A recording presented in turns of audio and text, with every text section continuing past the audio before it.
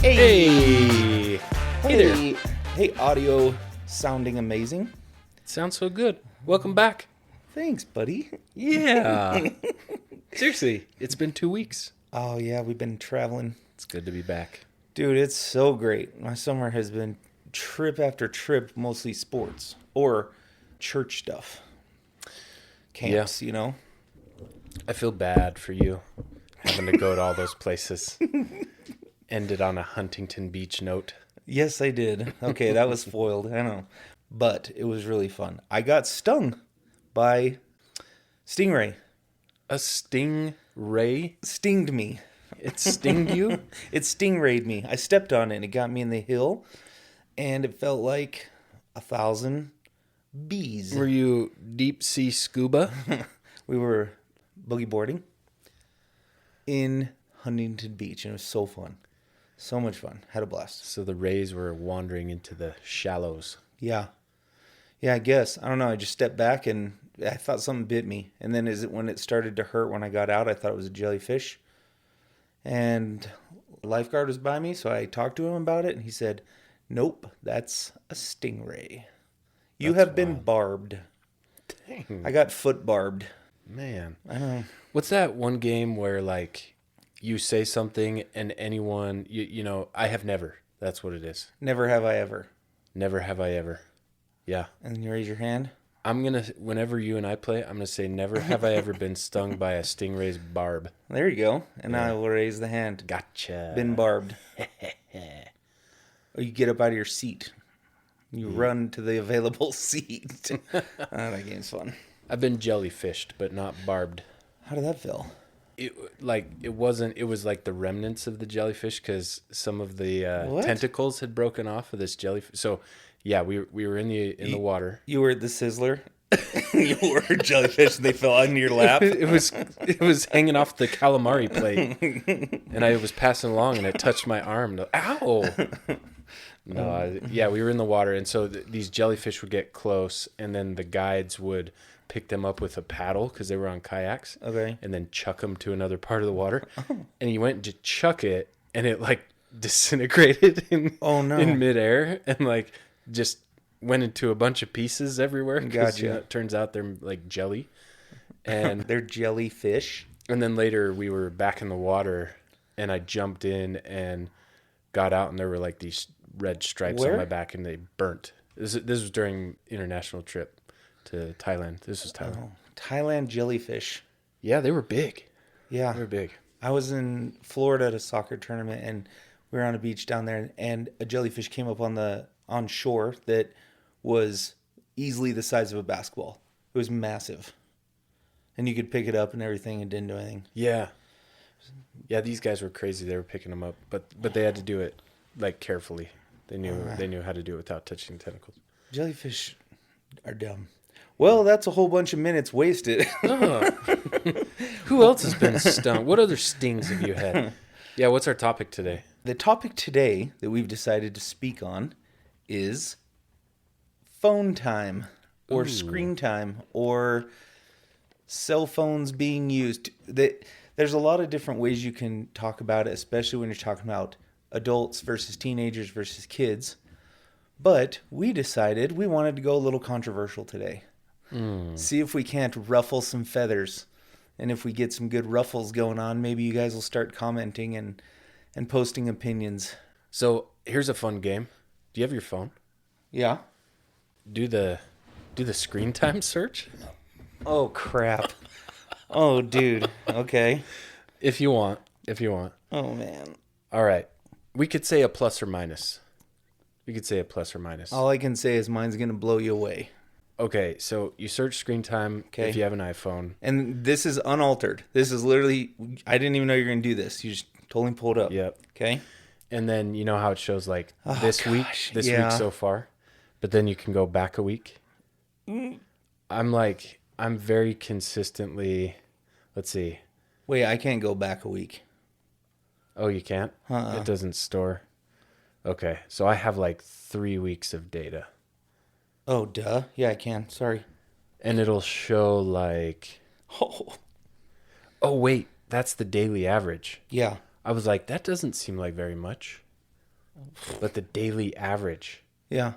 And it looks like, well, let's go here. Okay. Instead of saying like how much time, right? I'm not trying to embarrass anyone because Anyone, it's me. What's your top category? Because see down here how it lists. So you have your bar graphs for every day, and it'll tell you a topic or a category. Yeah. So my top, well, it depends on the week because it's different. So yesterday was YouTube. Okay. Yep. That's my top for the last 3 weeks, but not the week before that. Well, the thing It was is Google Maps. I think that's when we were on vacation and I had it in the background. my little daughter today told me a joke. She said, "Your mama's so fat that she has to use Google Earth to take a selfie." That was pretty good. That is good. Well, That is here's good. the thing though, is like I'll turn my phone on at night when I'm trying to go to sleep and I'll watch movies. I'll have something running like while I'm working sometimes if I am running. Yeah. Yeah. I'm not running.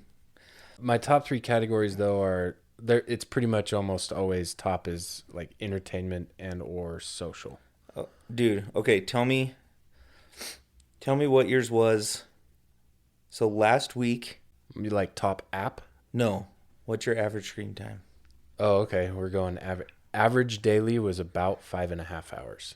Mine was 8 hours and 16 minutes. Okay. Tuesday, July 9th.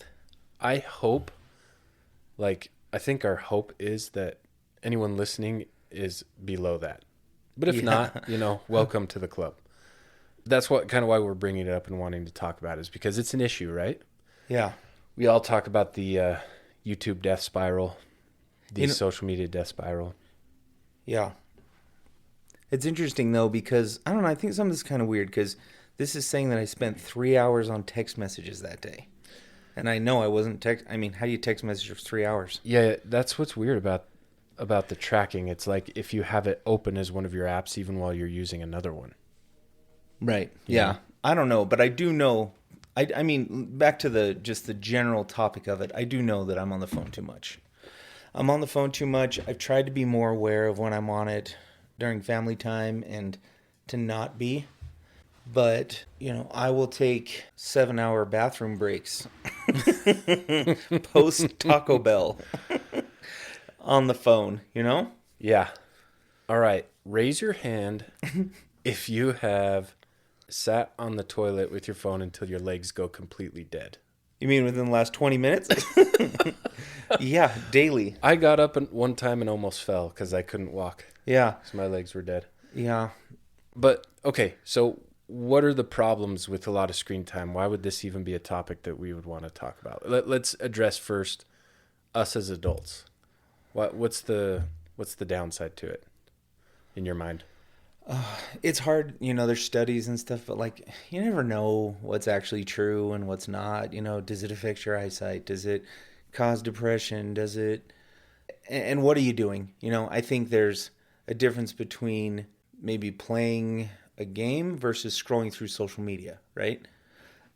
2 different outcomes there. So it kind of depends, but the obvious social media issues, if you're just scrolling through Instagram and stuff, it's, the things that everybody knows. You're comparing yourself to people. You're seeing fake lives that aren't really like that. And a lot of things that you want to be, blah, blah, blah, blah. There's that, right?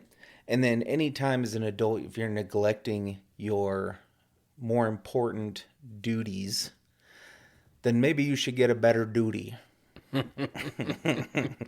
So work, your kids, family, household things, church things, those should all take precedent, and a lot of times they don't. Not for everybody. Some people check their phone in when they get home from work, and that's pretty awesome. Yeah. Yeah, I think that's a good practice. I definitely am not consistent with it, but occasionally, especially when I can tell if I will be on my phone and if it will really agitate my family. Yeah. I'll put it in a drawer. Oh, nice. That's when you're talking with people, that's what you're supposed to put it away. Right. Not even upside down on the table, Because you're showing them that they're not the most important person in the room. Is this Simon Sinek? Is he the one that said that? I can't remember. I don't know. I've heard it, but I can't I've remember listened who to said him talk exactly about that. He's Yeah. like, yeah, that you're telling that person, those people, that they're not the most important person Yeah. right now, or thing. Yeah. Yeah. Okay. So you hit on a lot of the important ones, and I think I would agree with that. I think aside from that, yeah, there's just like there's good, better, best things you can be doing all the time. There's also like addiction, just addiction in general. Oh, right? yeah. Social media addiction, Candy Crush. the scrolling addiction, gaming addiction. Obviously, mobile devices can become a cesspool of other addictions that can be far more destructive, like pornography. And I think the more time you maybe spend on a device, the more susceptible you, or I guess the more opportunity you presents itself. That's true. Yeah. Potentially. And yeah, so I think aside from that, there's the obvious point of like mental health. And I think when what's the there's that movie where people are essentially living in a virtual world. Ready Player One? It's not Ready Player, that is another one. It's So not good. Ready Player One, and it's not the newer one with Ryan Reynolds. That's they're in a video game. Mm-hmm. It's an old one where people like literally all day they sit in a bed and they tap into this virtual world and live their lives virtually. Matrix. I can't think of what it is. Winnie the Pooh. I can't think of the name of it, but the 100 Acre Woods. Yeah, that Winnie the Pooh and Tigger. Always up to no good. But like yeah. You have these people just wasting away in these chairs, and I don't know, that's kind of how I picture extreme excessive use and addiction. It's because it's an escape. Right. And that's even what it is today, right? You're sitting at home and you just want to turn your brain off or get away from all your problems or your duties. And so you just go into this state of cell phone, And I think that will probably only get worse. More with virtual reality, better devices. AI stuff. Yeah, we're going to turn into WALL-E. I've said it over and over. The end of the movie WALL-E where everybody's sitting in a chair and they've sat there so long and robots have done everything for them that their legs no longer work, which doesn't sound too bad, actually. That's right. Isn't there a scene at the end where they all start falling out of their chairs and just like rolling around? Uh-huh. Yeah. Because they're learning to be themselves again. Yeah. Okay, so adults, it's not usually as big of a topic as it is with like kids and teenagers. We as adults are saying, get off your screens, or screen time affects you this way, so don't do it. Do you believe that? I mean, you have little kids, right? Yeah. Do you limit their screen time? There aren't any studies that I could quote off the top of my head, but I know they're out there that talk about those pivotal years of child development, like brain development. And they say, I think what I commonly hear is that your brain, your prefrontal, no, I don't even know if it's your prefrontal cortex. Your brain develops until your mid-20s. So that's when it's like it's no longer developing. Oh, yeah. You could still you're still learning and whatnot, but anyway, yeah. And so especially in those pivotal years, the younger years, when habits are forming and neural pathways are being built and those sorts of things, like I think excessive screen time is very detrimental to kids. But why? Because, I mean, what if the screen time is just, you're just learning, or it's like what's the part that's detrimental? And I want to emphasize that I said excessive. Excessive. Okay, so what's screen excessive? Time. I don't know. I'm not saying you're wrong. Time I'm just saying, what do you think? I would say if every time you get into the car and there's a DVD player and Mom, turn on WALL-E, and that's what you do first thing. Okay, right? so apart from kind of what we had just said before that, why is that bad?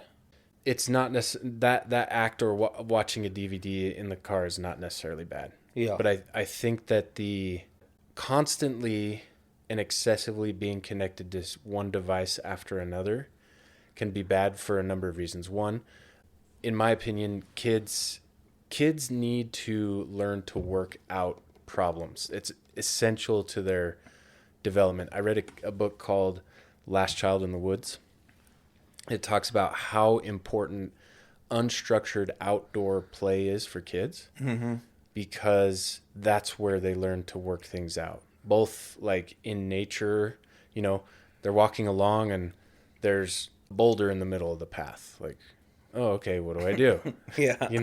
It's like I try to walk around it. Kick it. Kick it, climb it, walk around it, Yeah. and when kids are playing together and they get in fights or they fight over a toy or they do this other thing, like that's where they're developing socially and problem solving and those sorts of things. And if you're just constantly plugged into screens, like where are you getting that? Yeah. I don't know. And I'm sure there's tons of people listening. They're like, oh, there's these studies and these studies. Studies to me are so frustrating because they're like, Harvard study shows that child watching TV 60% of his time is blah, blah, blah. And then like a week later, it's like Yale study shows that it's the complete opposite, Yeah. And I'm more in agreement with you than I'm more just playing devil's advocate right now because like I don't like my kids being on phones too long. I don't like them playing Xbox too long. I hate social media for our kids. I don't like the way that social media makes my girls feel about themselves or the way it makes them think they should be or want to be. So that my personal experience with social media is, and my kids, is that I don't want them to constantly look at all these other accounts with girls who have everything that's new or are dancing like floozies, Yeah. or all that type of stuff. I don't want that. And for myself, there's just most of it is garbage content on Instagram, Some of it's good.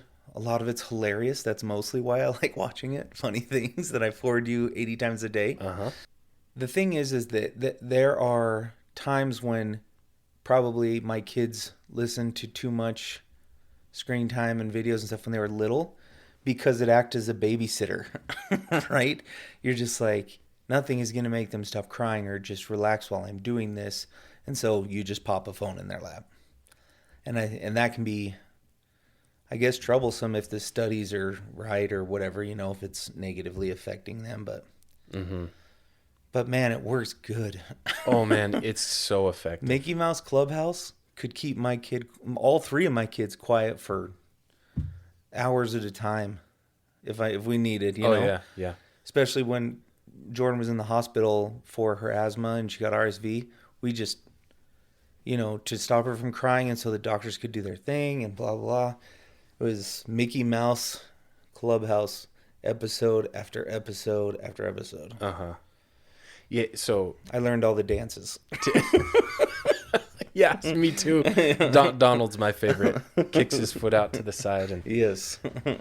yeah, two things come to mind with that. Number one, because you mentioned Mickey Mouse Clubhouse. I grew to hate that show. Oh, really? And not because of the music, the characters. And then you had kids? It's funny because yeah, it's funny because I didn't even realize I did until one day I was like, I hate this show. You know why? Because of the point that I made earlier. Kids need to learn how to solve problems, and Mickey Mouse Clubhouse does the exact opposite. It's like they come up to a problem, and there's this very convenient, tool Toodles comes out and like has, oh, we need to cross this huge chasm. Oh, well, look, you can choose from a lollipop, a balloon, a bridge, or a mystery tool, It's, what do you think? Let's choose the bridge, and then a bridge appears and they cross it. That's good. Like it, Teaching kids not to use lollipops for bridges. it's like handing the solution to them, right? Anyway, it was just funny one day. I was like, I hate that this show is like the opposite of like teaching kids to solve problems. Anyway, Like the old ones when we were kids, Mickey Mouse. Oh, and the Donald old, Duck. Yeah. old school. Yeah, those were hilarious. Oh, okay. So we both agree that screen time should be monitored. It shouldn't be something that's just like, yeah, just sit away on a phone and watch it all day. We say, no, go out and have experiences, do fun stuff, play in the mud, figure out different things, work with people. And with children, with little children, it can't be good for them to just stare at a screen. I mean, I don't, like I said, you said you saw something that said it's not, I don't have anything, but it's just kind of like it's built in us to think that that's not the best thing. Yeah, I really again, I can't quote off the top of my head, but I think there's studies out there that show during those formative. We don't want to be a podcast that brain has development. facts. I mean, who wants to play off of facts? But to your earlier point, you're right. It's like, what do you believe? Because, I mean, it's funny because the one that I always hear is like, or I see in a social media feed, is, it's like, a glass of wine a day is good for your heart. Oh, a glass of wine a day is bad for your liver. Oh, a glass of wine a day is, it always seemed to be the one. It was like the alcohol good or bad, or It's ridiculous, dude. I never know anything. Because there's different, you can shape something however you want to tell it, right? Yeah, it changes, like big things too. Big things change constantly. And so I just really kind of go off of what I know and what I experience, right? Like things that I've learned for myself. And if I sit there and stare at a phone for like an hour, I get off and my brain feels like dead, right? And my eyes feel heavy. And I just doesn't feel like it's a good idea to sit there and do that for a long period of time. Right. Yep. But there are different things that can be done on a phone that are more beneficial, I think, than others. Like there are games that are meant to develop your memory, and games, or you could be reading or watching. Like I love watching yard videos, where they clean up yards. Yeah, you learn. Oh, yeah. Yeah, and you watch them do it and how they do it. You get ideas from stuff like that for your own yard, or dude, we as guys, let's things. watch this. Well, girls too, I think, but we watch the dumbest things sometimes. Yeah. Some of those videos are like a half hour long, 45 minutes, and literally all he's doing is cutting grass and weeds. And also, remember when we it seemed like all of America would watch all those Filipino guys build those huts in the middle of the jungle. Oh, yeah. Or painted, or dig holes and create little villas and paint everything. And I spiraled the other day on a dog trainer, a guy that would take like rabid dogs or just angry, misbehaving dogs and make them manageable. There you go. In a very little time. But I watched so many of his videos and I was like, gee whiz, I just spent way too much time doing that. I definitely get in YouTube spirals where it's just a random topic and like wood turning. I'll watch that for hours. Oh, yeah. I'll watch sports fights. Yeah. I think they're so interesting to watch and how they're handled. But I get a ton of politics that come across my feed. Ugh, pass. Tons. But also to your earlier point, like kind of some of the pros is I stay informed. Like it's almost like it's your news. These feeds have become my news source, right? Yeah. Because would you watch TV anymore? No. I never watch TV. No. I mean, I watch movies and stuff all the time. Hulu, Netflix. Right now I'm watching the Olympics. Mm-hmm. Shout out USA. We're really going to do it this year in archery. Yeah, I actually did catch US versus Taiwan in archery. It was pretty cool. Girls or boys? Girls. South Korea won. Oh, okay. Apparently they've been like good for years and years and years. I don't know. But as soon as it came on, I was like, man, I actually want to try that. That looks super fun. Well, it's like, so weird how it spins off your hand, right? The bow. Oh. You shoot and then it goes poof, and like goes down. The arrow? No, the bow. That path? Oh, right. On their hand. Yeah, it's like weighted in the front. Did you see the pistols? Yes. And the internet's all saying how they look gangster. The way they're doing it. You seen the glasses they wear while they're doing that? Yeah. Like, that was the craziest part. Like, little... Why are you wearing National Treasure glasses? Don't you need those to look at the back of the Declaration of Independence, see the map? Yeah, that's weird. There's so many weird sports and doing weird things, and I don't know. Jimmer Fredette, shout out Fredette. Wait, what'd he do? He's the captain of the 3v3 USA team. Oh, I didn't know that. Yeah, I yeah. didn't realize that. 3v3 basketball. First time it's Nice. been in the Olympics. He's the captain of the team. I don't know who the other three guys are. I did see that there were 3-on-3. I read their bio and I was like, I have no idea who they are, which is weird, right? Why don't we have NBA players? Yeah. I mean, it's probably a different type of game, but still. Yeah. And their bios, they were college players and stuff, but I mean, there's no way that they're better than having guys that didn't make the USA team, basketball team, but are still amazing, you know? Yeah. They need to bring that trampoline basketball to the Olympics. Yeah. Anyway, we were talking about screen time. Yeah, I don't know. What else? What else do we want to address with like screen time? Yeah, let me tell an experience and then make a point with it.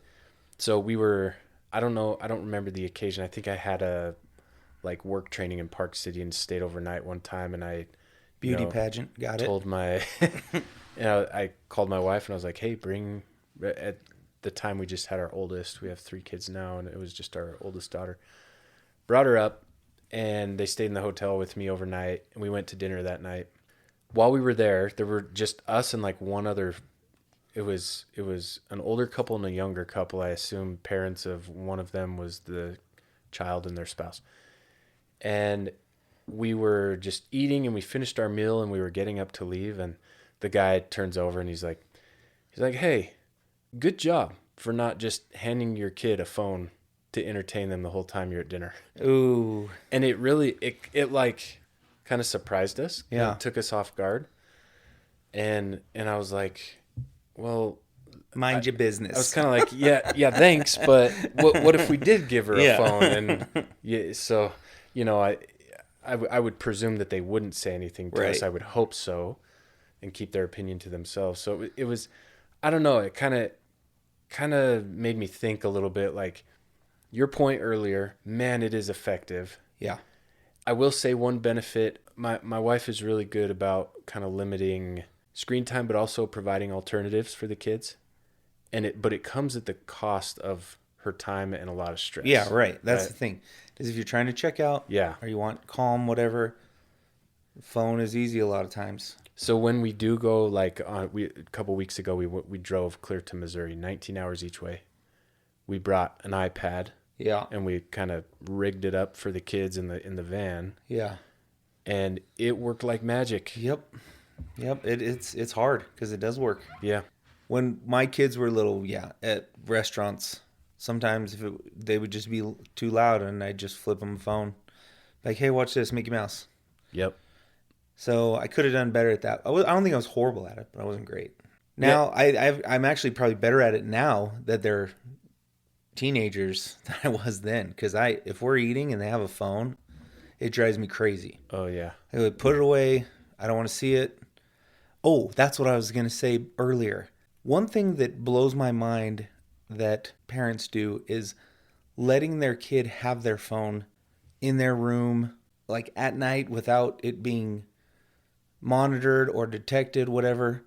We have our kids turn our phones in at night, every night before they go to bed, even a little bit earlier, but they come bring their phones to my wife, and then they can have them back in the morning. And we tell them if we want to go through them, we're going to go through them. I know that some people think that that's invasion of privacy, but also it's ours, it's mine. Brother. Yeah. Yeah. Overlords. Yeah, well, we do it. And that might be a controversial statement, but bring it on in the comments, why don't you? Yeah, I dare you. Yeah. Leave a comment. No, but I mean, could you imagine leaving a 13-year-old with their phone in their bed all night? Just like what you'd get into.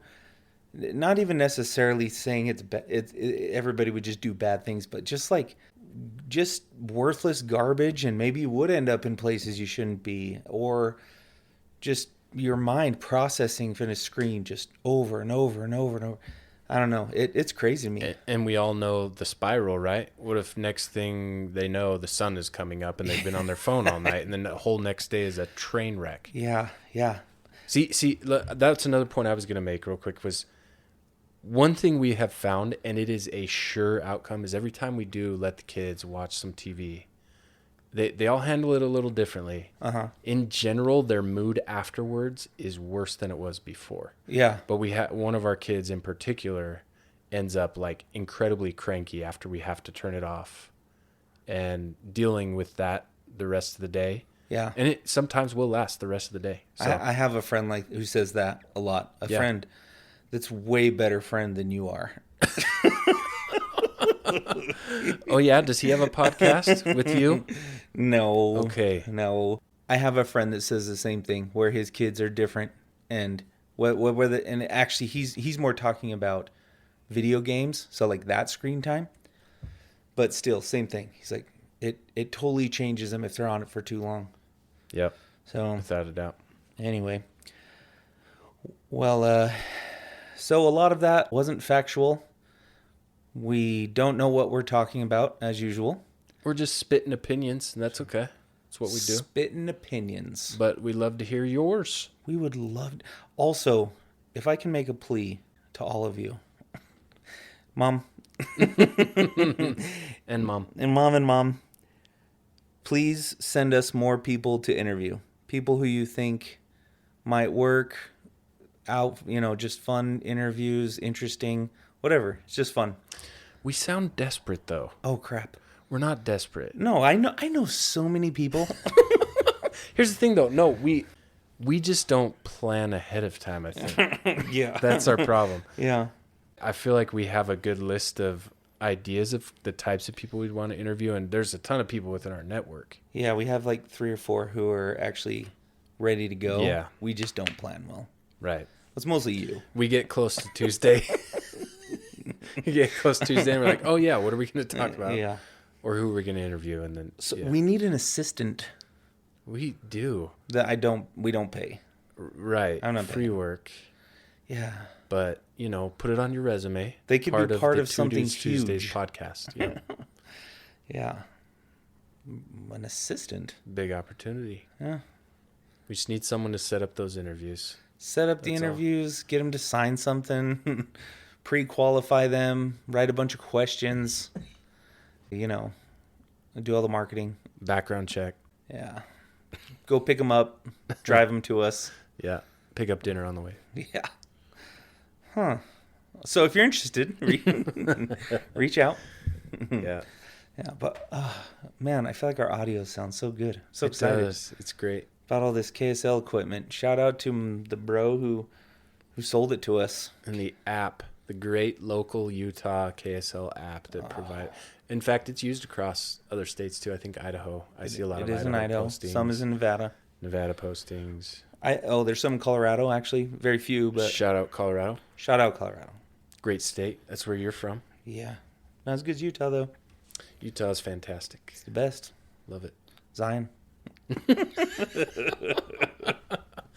Come ye hither. Okay, so seriously, once again though, if you can think of anybody that's fun, that has an interesting story, or just wants to be on the podcast, let us know. And with that, we'll sign off. Next week, the Olympics will be over, and USA will have the most gold medals. Is it over that soon? I don't know. 2 weeks? Is it 2 weeks? Oh, yeah, I think you're right. Next week, or I guess later this week, is all the track and field stuff that is fun. I swam growing up, and so I watched all the swimming stuff this last week, but loved it. It was great. We just need to start kicking the crap out of Australia more. Oh, yeah. There's You're a rivalry there now. Yeah, but Ireland won a bunch of stuff Did they? today. Oh, Yeah, good there for was a Ireland.